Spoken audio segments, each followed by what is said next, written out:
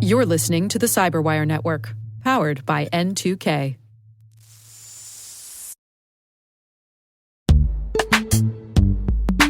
And now, a message from our sponsor, Zscaler, the leader in cloud security. Enterprises have spent billions of dollars on firewalls and VPNs, yet breaches continue to rise by an 18% year-over-year increase in ransomware attacks and a $75 million record payout in 2024.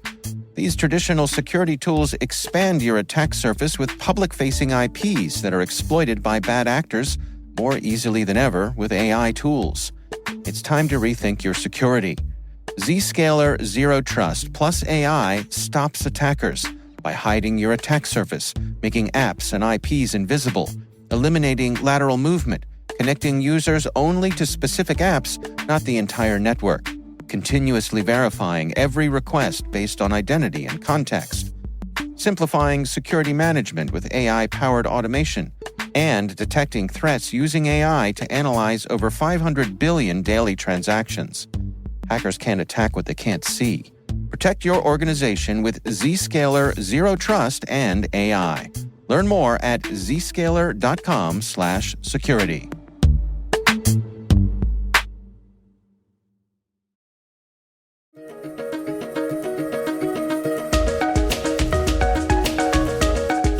Hello, everyone, and welcome to the CyberWire's Research Saturday. I'm Dave Bittner, and this is our weekly conversation with researchers and analysts tracking down the threats and vulnerabilities, solving some of the hard problems, and protecting ourselves in a rapidly evolving cyberspace. Thanks for joining us.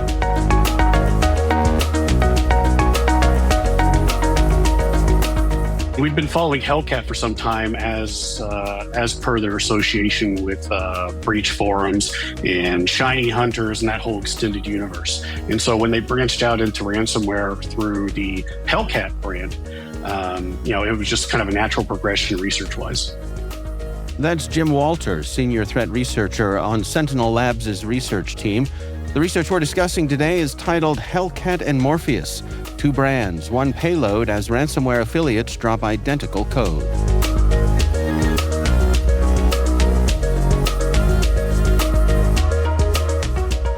Well, let's dig into what these actually are here. I mean, for folks who aren't familiar, how do you describe HellCat and Morpheus? In that context, I would describe these as ransomware as a service operations, affiliate-based ransomware operations. So, in other words, if you want to get into ransomware and spreading it and profiting from it, one option that you have available to you is become part of an affiliate program. So you would join something like a Lockbit or a Ransom Hub or a HellCat or a Morpheus. These are services that take a cut of the profits, but also simplify the creation of payloads. So in turn for lowering the barrier of entry, in other words, making it simpler to generate ransomware and track campaigns and deal with the modification side of it, they all do that for you. The service does that for you. You just have a nice little portal where you manage everything. And then in turn, they get a share of whatever profits you might get from that ransomware activity. And HellCat and ransomware fall into this category, just as we see with things like I mentioned, Lockbit, Ransom Hub, and dozens of others. Well, walk us through the discovery, how you and the folks at Sentinel One discovered the connection between these two ransomware brands. Sure. Well, it was kind of, from a research standpoint anyway, a little bit unexciting. If you're familiar with the malware research universe, then you've probably heard the name VirusTotal before. And VirusTotal is just kind of a gigantic database. It's owned by Google, but it houses viruses. And it provides different services tied to being that database, right? So they catalog all the sort of metadata associated with those samples. But also they allow researchers to look for particular things or look for specific metadata or specific samples just as a daily practice. So to kind of simplify it a bit, if I'm doing my daily hunt for new ransomware or whatever, I have YAR rules and different sort of nets cast within the VirusTotal database. It's sort of a sandbox that we all kind of play out of in the research world. So these things came first and foremost through happening upon samples in VirusTotal. In other words, it wasn't like some tweet that hinted us off or whatever. This is just the samples happened to pop up within VirusTotal, and they hit some rules that we were monitoring. And then upon further investigation, the samples looked more and more and more similar. And so as we dug into it, we're like, hey, these are kind of actually the same malware, but they're pointing in two different directions and pointing the victims to two different places. And those two different places were, one of them was a HellCat sample, which pointed the victim to the HellCat victim portal. In other words, a website where they go to log in and then find out what they need to do to get their data back, how to pay, all that stuff. You actually chat with the attacker, and the attacker tells you what you need to do to proceed, quote unquote, recover from the attack. And then, so one of those pointed to HellCat's site, and then the other one pointed to Morpheus's site.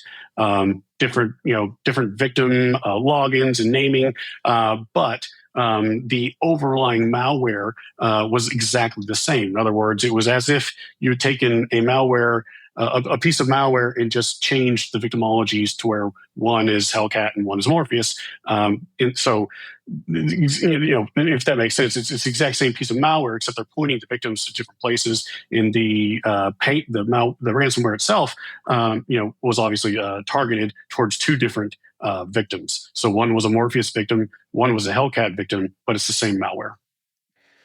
Do you suppose that this means you have a single group that's putting a couple different brands out there, or is it multiple affiliates that were using the same ransomware builder in their supply chain? From what it looks like a single malware builder was used by these services and provided to affiliates, and then those but it just happened to be the same builder. In other words, because the ransomware was functional and the instructions for the victim were also functional. In other words, what the victim had to do in order to log in to the particular site that they were directed to for further instruction, that stuff was also functional as well. So you have two functional client side behaviors on the two different ransomware portals. So it doesn't so much look like just a rogue affiliate that is building their own stuff based on generally available ransomware builders and then slapping some names on it.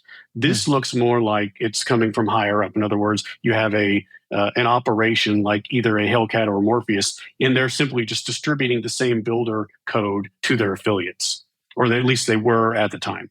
Yeah.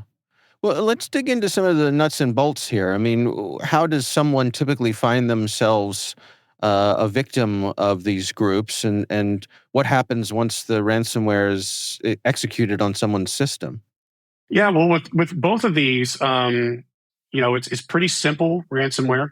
It doesn't self-spread or do anything like that. It does require that it be executed in some way, and that the exact method of delivery and initial access methods, is not 100% clear on these victims.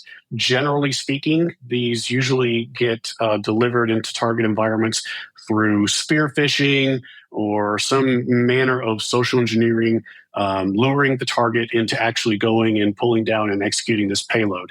As opposed to like some fancy zero-day exploiter. In other words, we don't have any evidence that there was anything like super complex going on. We don't have any evidence to indicate that they were popping some crazy zero-day in their edge infrastructure in order to deliver these payloads. So in all likelihood, it appears like these were just delivered through spear phishing or other more simple methods. And we kind of have a little more data on the Morpheus side of it with regards to the victim and attacker interaction. And again, it kind of supports the spear phishing, or maybe like a drive-by download or Trojanized download sort of attack from like a watering hole, what have you. But it's not 100% clear how exactly they were delivered.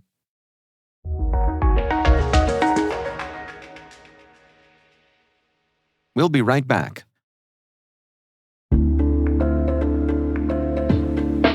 Hey everybody, Dave here. Have you ever wondered where your personal information is lurking online?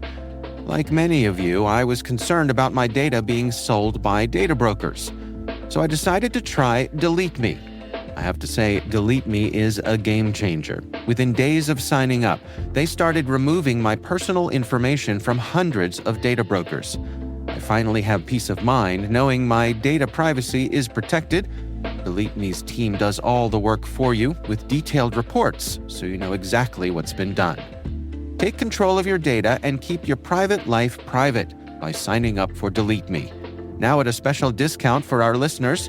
Today, get 20% off your Delete Me plan when you go to joindeleteme.com/N2K and use promo code N2K at checkout.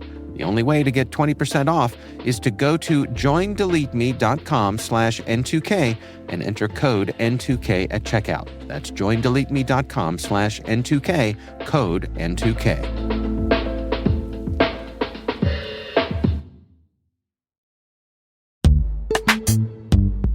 Cyber threats are more sophisticated than ever. Passwords, they're outdated and can be cracked in a minute. Cyber criminals are intercepting SMS codes and bypassing authentication apps.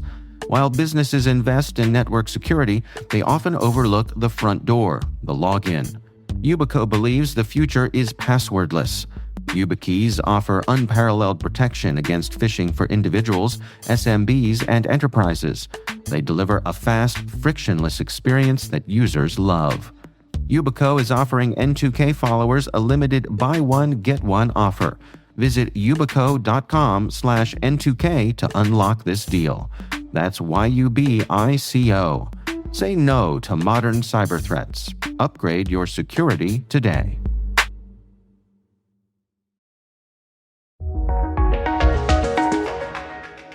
Are they attempting to evade detection or security defenses here? Is there any attempt at stealth? Well, if we're in the context of these two particular malware samples, my short answer to that would be no. In the grand scheme of analyzing malware and looking at like modern ransomware, and who's got the most slick and sophisticated stuff versus who doesn't. This stuff it's not obfuscated. There's no packing or encrypting going on. It's very simple. Well, to back up a little bit, there's no stealth at all. There's no attempt to sort of obfuscate what's in the actual malware samples, and there's no advanced sort of evasion techniques. They're not trying to bypass anything fancy on the system. These are just straight up basic Trojans, really, that require user interaction, and they assume that whomever is executing it has privileges to do so. In other words, there's no like built-in elevation or privilege escalation method. It's just really ultra basic malware. Yeah, your old smash and grab, right? Exactly. Yeah, yeah, yeah. As simple as it gets, with no smoke and mirrors around it. Right. Was there anything unusual or interesting, anything that stood out to you as you were going through your analysis here? The one weird thing, and again, this it only stands out because it's an anomaly. I can't really speak to why they would do it this way or what the driver was here, but usually with modern ransomware, and even with ransomware in general, usually when files are encrypted, there's some sort of a visible indicator, right? So like the extension changes, for example, or the full file name changes to a bunch of garbage. But usually you'll have something like an extension change to indicate that this stuff has been encrypted, right? So like to just pick a random modern example, like if you get Funk Locker on your system, you're going to have all your files are going to be encrypted with a Funk Locker extension. That sort of thing. Or with Lockbit, you get like random sets of characters as extensions.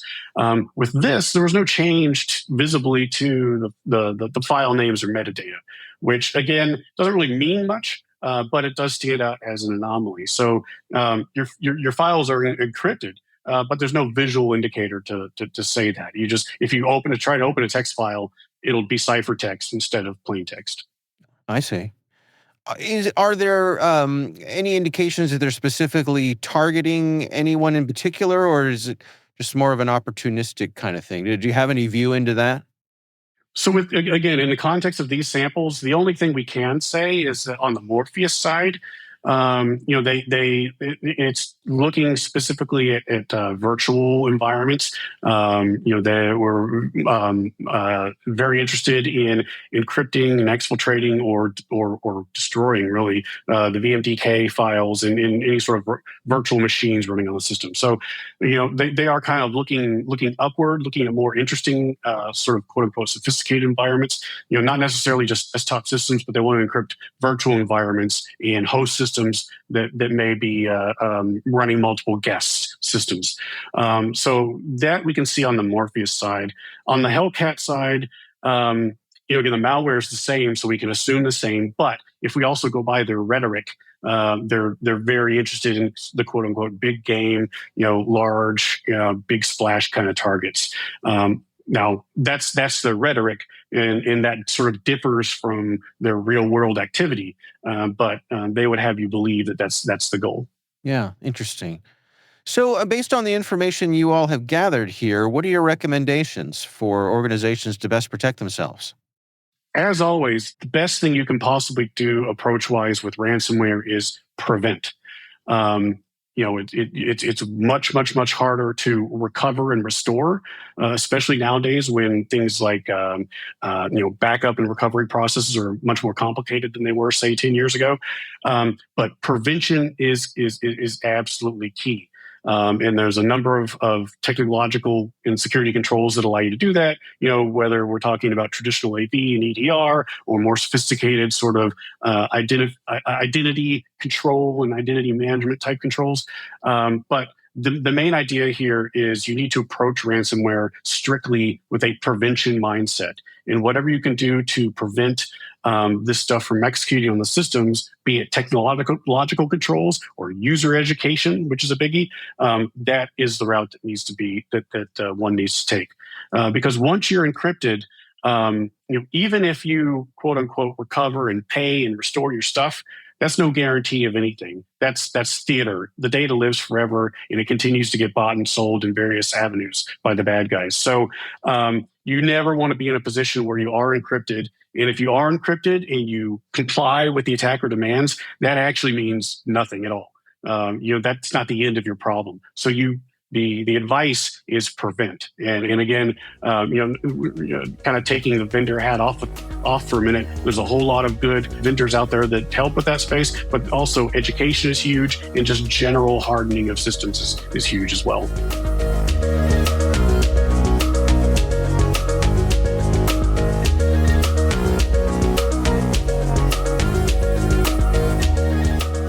Our thanks to Jim Walter from Sentinel Labs for joining us.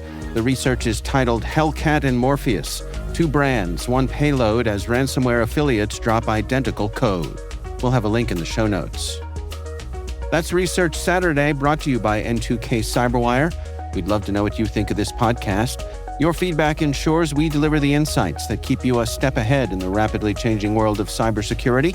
If you like our show, please share a rating and review in your favorite podcast app. Please also fill out the survey in the show notes or send an email to cyberwire@n2k.com. This episode was produced by Liz Stokes. We're mixed by Elliot Peltzman and Trey Hester. Our executive producer is Jennifer Iben. Peter Kilpie is our publisher, and I'm Dave Bittner. Thanks for listening. We'll see you back here next time.